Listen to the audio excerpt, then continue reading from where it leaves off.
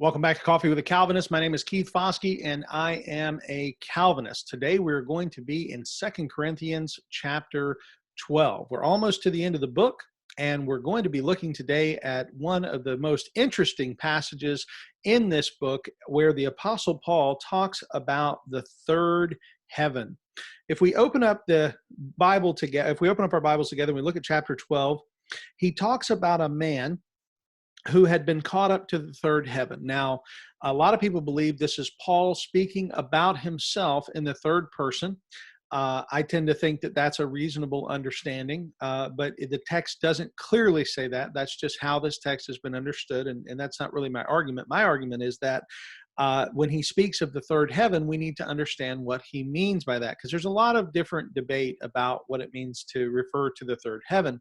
Well, the word heaven, we often think about as the abode of God, the place where God lives, and the place where we're going to go when we die. The Bible says in Philippians chapter 3 that we are citizens of heaven. But at the same time, we know that the word heaven is also used in other ways. The Bible talks about in the beginning, God created the heavens and the earth. And in that regard, it's not referring to the abode of God. It's referring to the atmosphere around the earth and the area outside of the atmosphere of the earth, which we now call space. But both of those things are often called the heavens. We talk about the clouds being in the heavens. Well, the clouds are within the atmosphere of the earth. And then, of course, the stars are in the heavens, but the stars are outside the atmosphere of the earth. And so when we think about the idea of there being really two layers of atmosphere around the earth, there's two layers outside the earth that we need to consider. The atmosphere is the first, and then what goes beyond the atmosphere, the area that we would call outer space, is and that's two heavens in a sense. So that could be what Paul is referring to here when he talks about the third heaven, because if you consider the first heaven to be the atmosphere around us, the second heaven to be that which is above that, the abode of the stars. So the first heaven is the abode of the clouds and the birds. The second heaven is the abode of the sun, moon, and the stars, the space that is outside of our atmosphere. And then the third heaven would be the abode of God. Whoever this person is, whether it's the Apostle Paul or not, was given an opportunity to see this third heaven, to see God. And he says whether it was in the body or out of the body, didn't know whether he was physically taken there or whether it was a vision. That's not the point. The point is the person had the opportunity to see this. And of course, this is very similar to the book of Revelation, where John himself is caught up and is able to see a vision of the throne room of God and the situations that take place there with the seals and the bowls and those various things. And so I just wanted to mention about the three heavens, but I wanted to go on because, again, this passage is so full of things that we could talk about and discuss today. I wanted to clarify that because that can be confusing, but the part I really want to focus on is actually what comes right after that. Beginning at verse 7, Paul, referring to himself, he says, to keep me from becoming conceited because of the surpassing greatness of the revelations. And that's, again, why a lot of people believe that he's the one who was in the third heaven, because the revelations that he was just referring to is the revelation of seeing heaven. And of course, he's receiving the scriptures. He's writing scriptures. And so he's saying, to keep me from becoming conceited, a thorn was given to me in the flesh, a messenger of Satan to harass me, to keep me from becoming conceited. This is a very important truth. The Apostle Paul lived with some kind of malady. Some people believe that it was his eyes, because he mentions in the book of Galatians how the Galatian people took care of him and that they would have taken out their eyes and given them to him. And some people consider that to be Paul explaining that he had an eye problem. And some people think that eye problem may have happened after the incident on the road to Damascus where he was blinded. And perhaps even though he got his eyesight back, it never truly was, he was never perfectly able to see properly. A lot of the New Testament writings are actually written by others, Paul dictating what was written. And when he did write, it says he wrote with large letters. And so there are incidences that makes one believe it may be his eyesight that's in view here. But there's another idea, and that is that if it actually might be an individual Because if you notice the text, it says that a thorn was given to me in the flesh, a messenger of Satan to harass me, to keep me from becoming conceited. So it could be an individual who is this thorn in the flesh, this person. I remember years and years ago in ministry, there was a person who was not really happy with my ministry. They were a member of the church, and they told me to my face that they were there simply to be a thorn in my side. And I always thought if there was one thing that I would pray that God would give me the ability to be, it certainly would not be the thorn in someone else's side. But I'm assuming that this is the reference that they were making in a somewhat backhanded way, that they were God's thorn in my side to keep me from being conceited. And again, that's just an interesting story from the past. But notice in verse 8, Paul says, 3 times I pleaded with the Lord about this, that it should leave me. But he said, my grace is sufficient for you. My power is made perfect in weakness. Therefore, I will boast all the more gladly of my weaknesses, so that the power of Christ may rest upon me.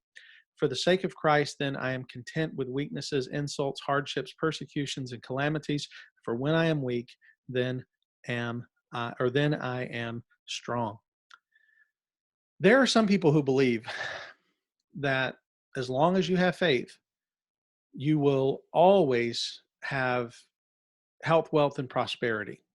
That is called the prosperity gospel, and it's a false gospel. It's not the truth. And this is one of the passages that we can use to argue against it, because this passage shows someone of great faith. Remember, the argument of the health and wealth gurus is that as long as you have enough faith, you're not ever going to get sick. As long as you have enough faith, you're always going to have an abundance, not just sufficient amount of to meet your needs. You're going to have an abundance is often the claim. And Paul is here saying, well, I've asked for God to remove this. I've asked 3 times. I pleaded with the Lord, and yet he has chosen not to do it. And so at that moment, we are reminded that God is sovereign over our life, over our health, over our entire condition. God is the one who is going to ultimately decide what things he allows into my life for drawing me closer to him, for bringing about my maturity and upbuilding as a believer. And James tells me that I should take joy in my trials, because it's the joy, or it's the trials, that produce patience, and patience are ultimately what lead me to Christian maturity. So Paul here is saying, I asked the Lord to deal with this, but instead of giving Paul healing, if it was a sickness, or removing a person, if the person was the thorn in the side, he said, instead, God reminded me that his grace is sufficient. He reminded me that when I am weak, it's then that I'm really strong. I'm reminded of a great hero of the faith, Joni Eareckson Tada. Joni Eareckson Tada was a young girl when she broke her neck, and she became paralyzed from the neck down. And she has described so many times in wonderful ways how that incident changed her life. And it's been difficult for her. She has struggled with health issues and having to deal with being quadriplegic.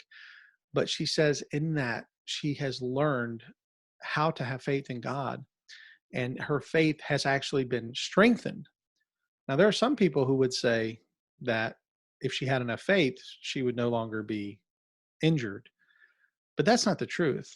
Johnny's faith has not been demonstrated to be weaker, but it has actually been demonstrated to be stronger, because she has learned how in her weakness to demonstrate the strength of the Lord. She has learned how to live in grace. Years ago, we had a lady in our church. Her name was Sybil Taylor, and she was a wonderful woman, and she was a wonderful example to many of us. And she was a paraplegic. She had lost the use of her legs when she was a young girl. A few times in her life, she had people come to her and say, well, if you just believed, you could get up and walk out of that wheelchair. I was always ashamed of those people, and that always hurt me, Because if there was one person that I knew had great faith, it was Sybil Taylor. And for anyone to say that her faith was weak because she was in that chair, well, that's just foolishness. And it's just not true. This text reminds us that in our weakness, we can be strong because we're not strong in ourselves. We are strong in the Lord. Thank you again for spending your morning with me. Hopefully you're enjoying your coffee with your Bible open.